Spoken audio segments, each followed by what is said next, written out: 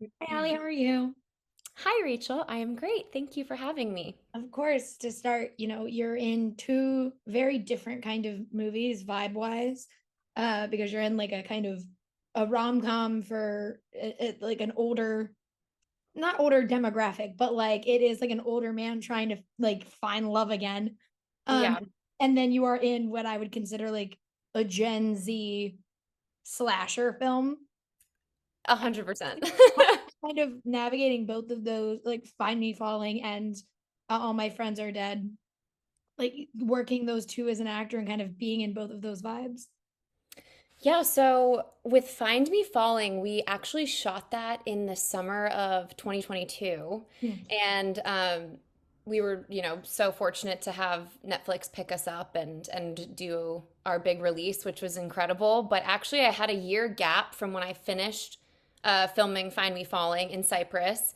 And then the following summer, I was in Vancouver in 2023 shooting All My Friends Are Dead. So I had some time in between to kind of take off one hat and put the other one on. But to have them released back to back this summer was crazy because they really are, as you said, so different.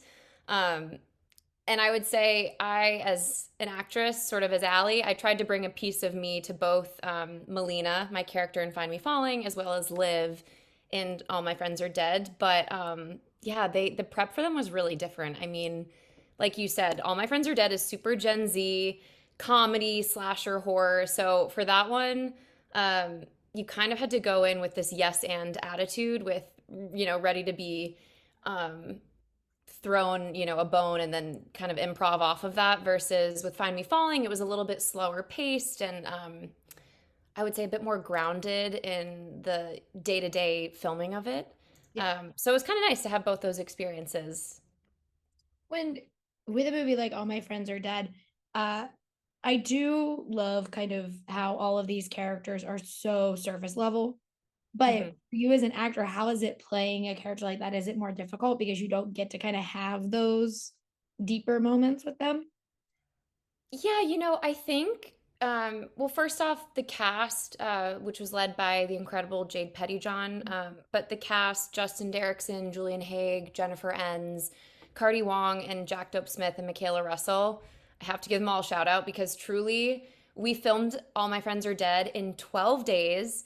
There were no trailers. We had one green room. So, literally, for 12 days, it was like being at scary summer camp where every day we're together and we bonded so quickly off camera that when we would shoot on camera, I feel like our off screen chemistry really lent itself to the playfulness of the script. And even though, yes, they're kind of surface level characters, we each serve as a different seventh deadly sin. I was greed. Mhm. I really felt like it was important to still bring truth to them and make them likable because I don't want to give too much away for people who haven't seen it, but you want people to root for your character whether or not they live or die at the end of the film. And so, yeah, that was important to me definitely to find, levels of truth and groundedness within Liv so that people don't just hate her because she can be really annoying in the film. People to like her. Yeah. But has it kind of helped having these movies come out back to back because it shows a lot of range to you as an actor doing both of them and having them in the same summer?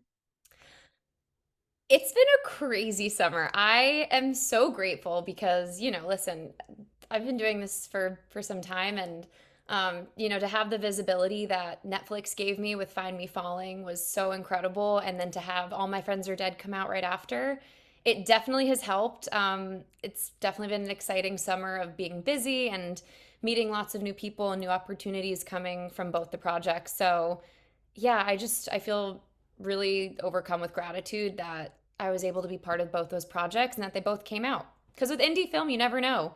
You're like, I filmed it a year ago. I hope it comes out. I don't know. And All My Friends Are Dead actually premiered at the Tribeca Film Festival. So that was really special as well as a New Yorker to get to have that moment. Well, yeah, but how does that kind of push you as an actor? Like, what does it make you want to do something even more different than both of those? So then you can just continue to do all these different things.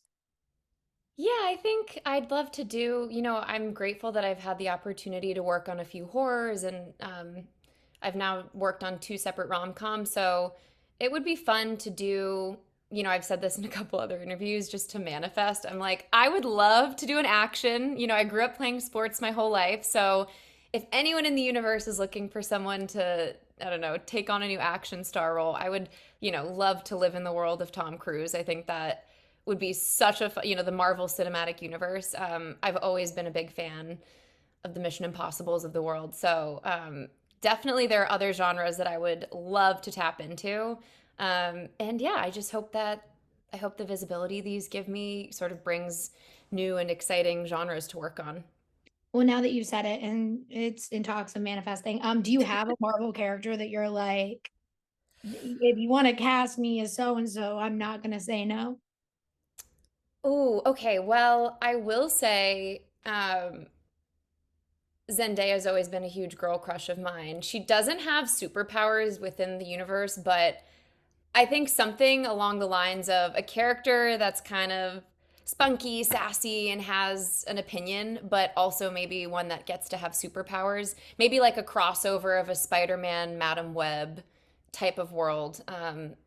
Someone who maybe lives in New York City and like maybe not gets bit by a spider. We've seen that before, but something in that world where, like a Zendaya type character would be really cool. And if I got to fly, that would be amazing as well. So you're like, could be superhero, could just be Yeah, existing. like could just be a sidekick that happens to be badass and will go to battle without powers. As someone who, there's my little Spidey, and I literally just got Thwip tattooed next to him. I respect it. No way. Look at that. See, I didn't even know that. There you go. Boy, my baby boy. Um, but yeah, and for a last question, I want to ask, it is very fun and exciting when you have all this stuff coming out. What for you, what it has been the most kind of it not exciting, but like the moment where you were just kind of like, I can't believe this is where my summer has kind of taken me. Ooh, that's a good question. Oh my gosh, there's so many fun things I've gotten to do this summer. I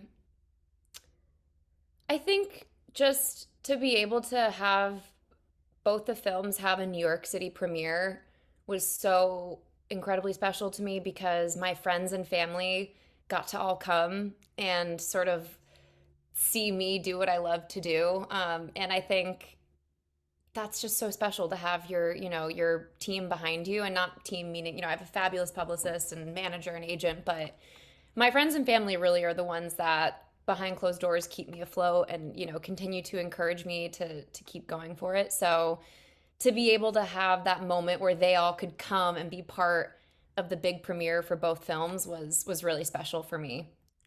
I can imagine. But thank Yeah. you so much for talking with me today. I really appreciate it. And if they people haven't, they should watch both those movies and everything you do. I think you're so great. Thank you so much. Thank you for taking the time to chat with me. Of course. Thank you.